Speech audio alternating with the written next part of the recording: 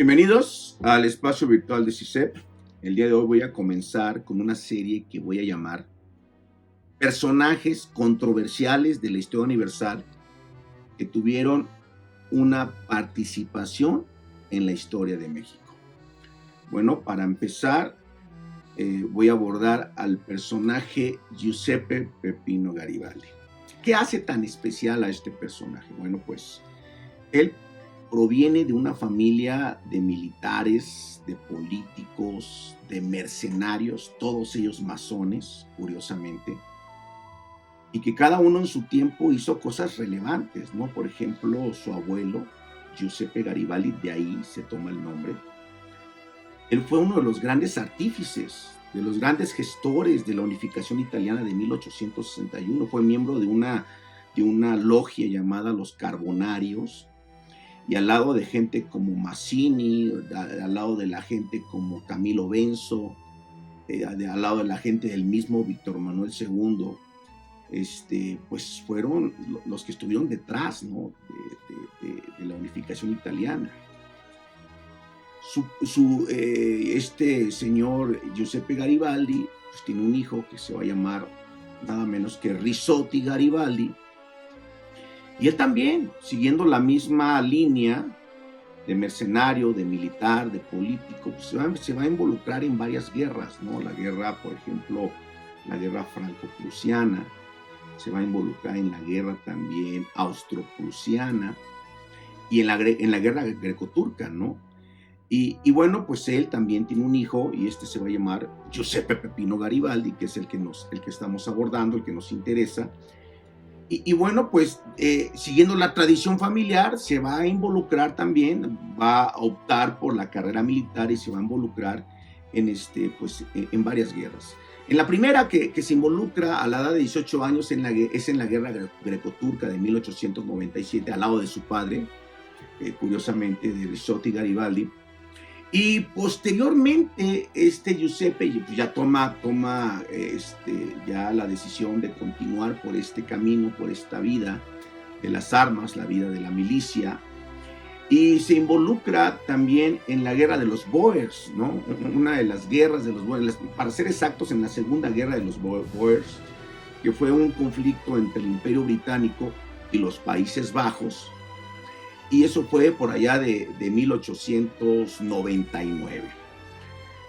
Peppino Garibaldi pues sigue en esta línea de las guerras como mercenario, porque no hay otra explicación para entender por qué va de un lugar a otro, involucrándose en conflictos bélicos internacionales. Y también este personaje se va a involucrar en la famosa Revolución Libertadora en Venezuela, imagínense, ¿no? Viaja hasta Venezuela, se involucra en un intento de golpe de Estado contra un dictador llamado Cipriano Castro. Y bueno, pues este conflicto termina en 1903. Y años después viene a México, en el año de 1911, viene a México y bueno, quiere participar en la Revolución Mexicana. Sabemos que la Revolución Mexicana estalló pues, el 20 de noviembre de 1910. Sin embargo, la primera sangre derramada pues, fue el 18 de noviembre de 1910, con el caso del martirio, ¿no? de la familia Cerdán. Bueno, pues él llega en 1911 al estado de Chihuahua y participa en las primeras batallas de la Revolución Mexicana, en la batalla de Casas Grandes, que se libra en marzo de 1911, y misteriosamente Madero, el mismísimo Francisco Madero, lo va a nombrar coronel y días después lo asciende a general. Sabemos que en tiempos de guerra, pues estos nombramientos, vamos a decirlo de esta manera, promociones de rango pues son normales en tiempos de guerra, porque no son tiempos normales.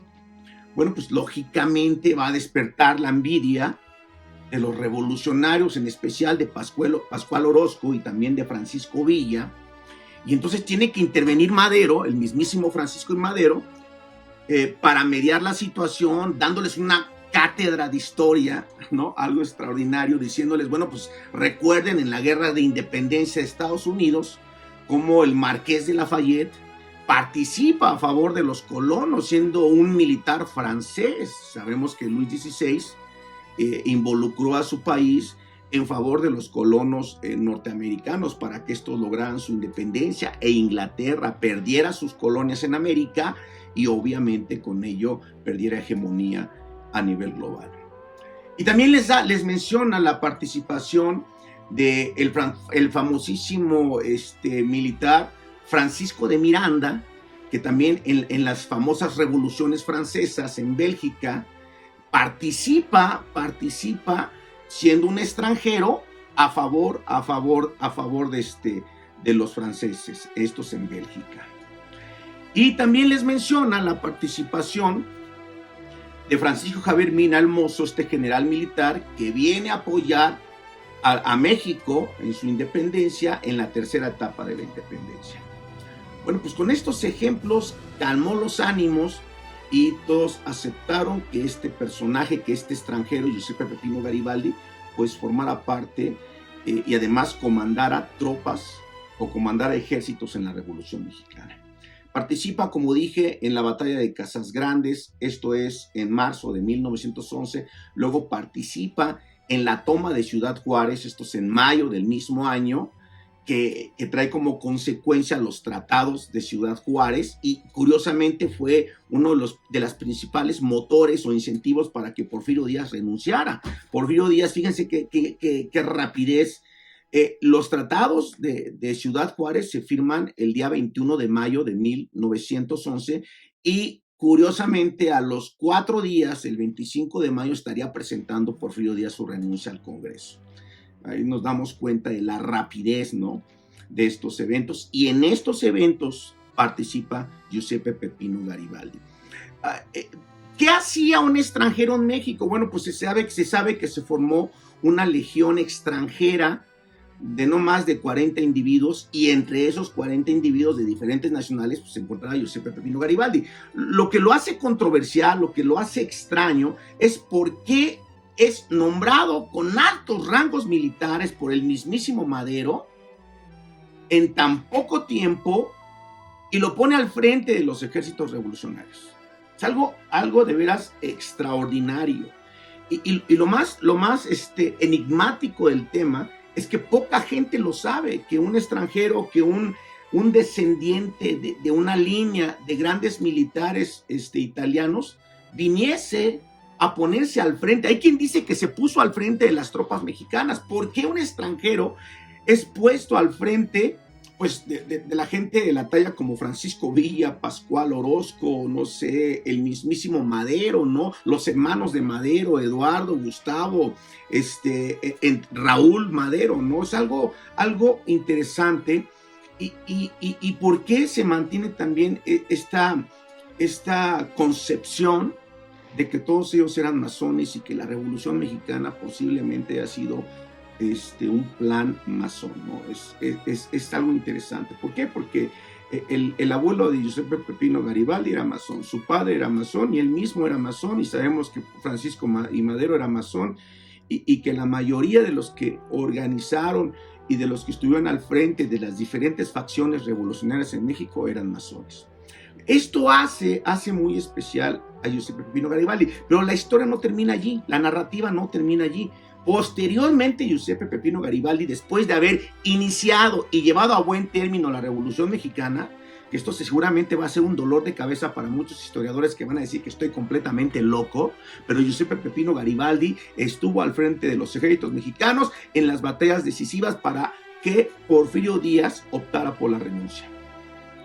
Más adelante, el famosísimo Giuseppe Peppino Garibaldi se va a involucrar en la famosísima Guerra de los Balcanes, que fue un conflicto previo a la Primera Guerra Mundial, y después en 1914 también Giuseppe Peppino Garibaldi participa en la Primera Guerra Mundial. Esto, bueno, pues hace que este personaje esté de un lado a otro involucrándose en eventos de suma importancia de la historia universal, pero lo maravilloso es que también vino a México.